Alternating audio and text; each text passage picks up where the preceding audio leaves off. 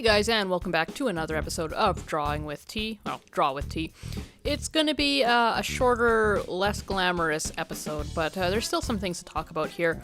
As I've mentioned in a few previous episodes, I haven't really been happy with the stuff I've been drawing. It's been very stiff and not very great, and I think it's because I, have kind of foregone doing my warm-up sketches to be able to do more art. Just haven't had much time to do art lately, but that's a bit of an issue in this episode, but also in this episode I sort of jumped the gun and I didn't quite realize that was the case. What do I mean? Well, here I'm doing the next character in my series of character portraits, and almost immediately upon sitting down and drawing this drawing here, I suddenly realized my error, and my error was this character isn't human. They're a fantasy race that I created.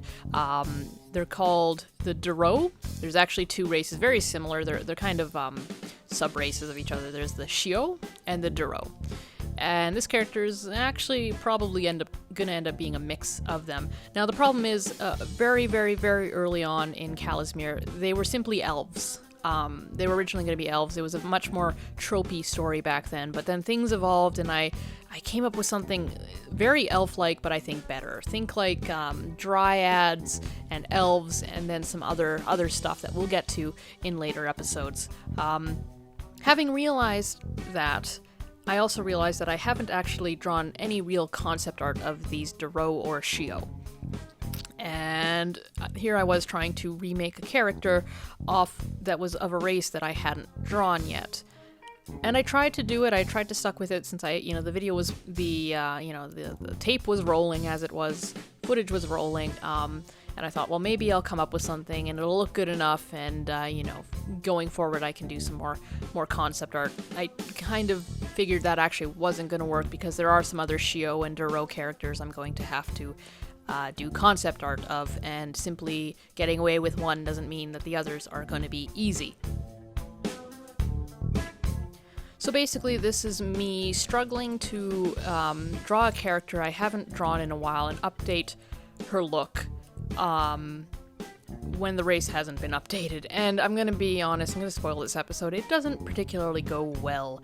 Combined with this lack of direction and, just lack of concept art being done, and also just me not having warmed up and done enough drawing of late, I wasn't feeling confident, and my drawings weren't confident, and they weren't particularly good. But this might be a good lesson anyways, like sometimes if you do struggle through it, you will make some cool stuff. Sometimes that does happen, but, it pays to do the work, in the right order. Let me know what you guys actually think of these concepts. You might like them. I find them quite weak, and I think there's going to be some more episodes coming after this where I explore the actual look of the Duro and the Shio, and I believe you're going to like those pages a lot more than you're going to like this page. But, you got to start somewhere, and I think at some point during this page I started just kind of doing general concepts, trying to think up something that could then, be extrapolated to the character. But it's definitely very hard to try and make a character and a race at the same time in one page. I don't think it's really doable. Even over multiple pages, just having that mix of doing a character and a race isn't going to work. When you're doing a race, you want to explore multiple looks. Like here's a heavier set warrior, and here's a lithe mage, and this is a child, and here's an adult, and maybe here's one from this region and one from that region. And when you're trying to get that level of variety and figure out what does and doesn't work, it conflicts with trying to come up with ideas for a set character within that mainframe.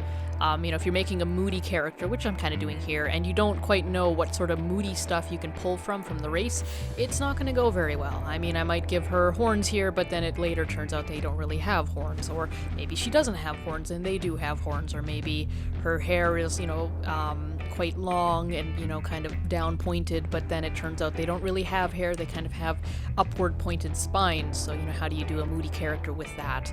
And, that's one of the struggles. So, if you guys are kind of doing similar stuff, try and figure out the race a little bit more before you just dive into a character.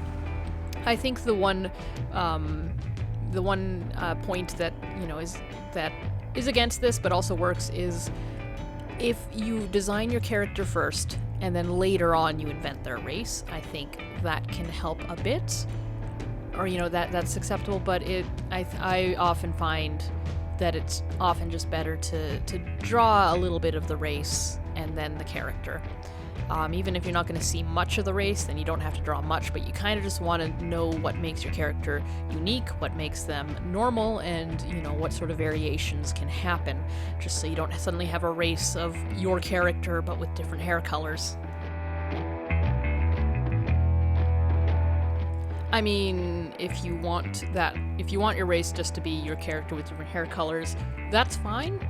But as long as the thing is you have to do it with intention. That's the difference. If you just end up doing that and you don't want that to happen, that's not good. But if you purposely are doing something comedic and the joke is everybody's the same except their hair color's different, you can do that with intention. You can do whatever you want. The only thing is move with intention, draw with intention. That's all.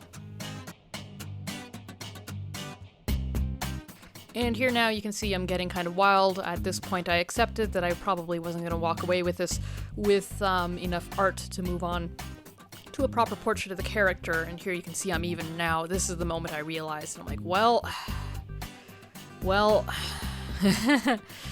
sorry for the pause in the video. Normally I cut these out, but yeah, I kind of, every now and then I leave them in just so you guys can see me thinking. Let me know if you don't like that. I can edit it a bit tighter, but just given the nature of my lack of time, sometimes these things slip through. So the character is traditionally, the character is named Kia, although now I've been calling her Kaya because I've discovered text-to-speech software, and it's allowed me to listen to Casimir being read out by a robot, which is amazing. An Irish robot. Never thought that this would happen, that I would be writing a story that would be read out by an Irish robot to me. Point aside, because of this, I've been able to edit Casimir a lot faster, but the robot will say the names kind of funny, regardless of what accent I use. So Kia became Kaya, and I've heard Kaya so many times, and I like it because there's no association with a brand of car or IKEA, the shop. I didn't intend to name my character Kia. It's short for something a little longer, and it's now just too late to shorten her name to something else. She is Kaya, but I'm now kind of trying to transition to calling her Kaya.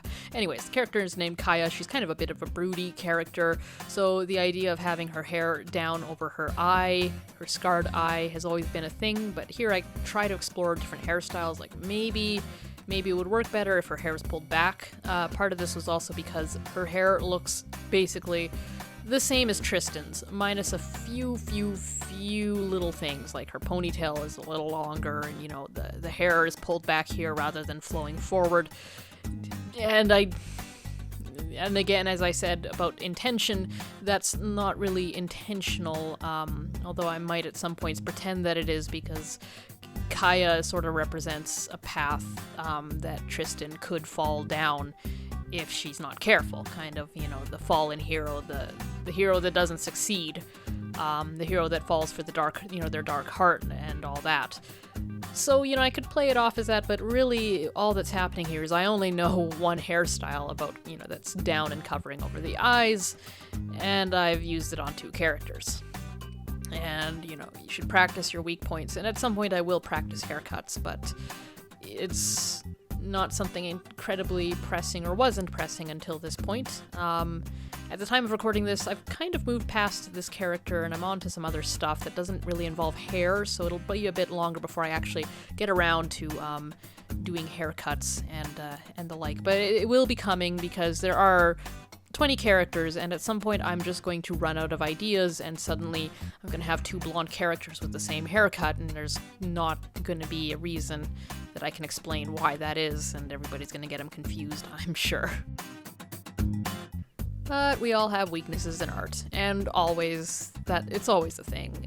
If I shape up haircuts, I might then be weak at hands. If I, improve my hands, then suddenly faces might not seem so good. It's just a constant game of upgrading and getting better at stuff. And I always remind myself, when I get particularly critical of myself, that there was a point where I couldn't draw faces at all. They looked terrible. They were my weakest point.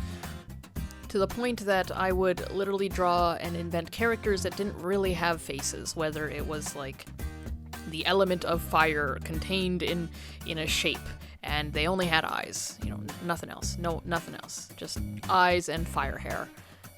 Or characters that had masks or helmets, or just no face at all. I'd sometimes just draw the structure for the face, so like the vertical line and a few horizontal lines, and I would just emphasize that, and it would just be a very strange sort of cross shape on their face, and be like, that's their face. They're a strange character. They're a robot or something weird like that. And I just purposely tried to avoid faces because I sucked at them. And to be honest, I still think I'm not very good at human faces compared to my other stuff. When I start drawing Storm, Screech, and Humphrey, I get very angsty that my humans don't look as impressive. One day I hope to change that, but the fact my faces are good now is quite impressive considering where I started from and how avoidant I was of it. But you gotta work through it. You gotta get all the bad, crappy drawings out. Then you get good. And it'll be that way with my human faces. I gotta study some people, some artists with some styles that I like a bit more. It's mainly a problem trying to do different types of faces. So I have like the older Baldric villain character, and then I have young, cute characters, and I have more serious characters, and I'm still trying to reconcile how my style can, both look similar and also different for those kind of characters. Anyways, we're actually near the end here, guys, so yeah, I apologize if this page is very underwhelming. It was underwhelming for me to draw. I was not impressed after drawing this, and it was some time before I drew another thing, so I just sat on thinking, well, this is the last thing I've drawn.